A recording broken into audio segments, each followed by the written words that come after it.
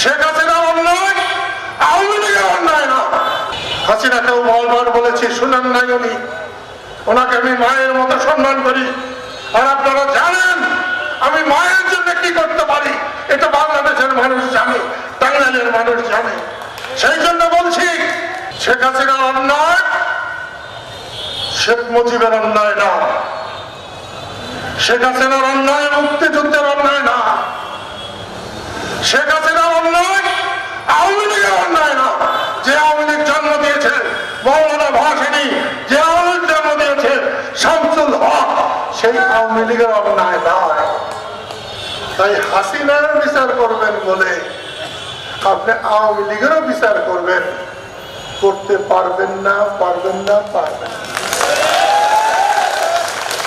আইয়ুব খান পারে নাই, ইয়াহিয়া খান পারে নাই, সবাই আওয়ামী লীগের দোষর, স্বৈরাচার। তাহলে কি আপনারা আমের আচার? আওয়ামী লীগ যদি স্বৈরাচার হয়, যে কাজগুলো আপনারা করছেন এখন, এটা কি আমের আচার? আমি চাই সকল মুক্তিযোদ্ধা সম্মানে থাকুক, সুন্দরভাবে থাকুক, সম্মানিত হোক, সম্মান নিয়ে তাদের জীবন চলুক, এটাই আমি চাই।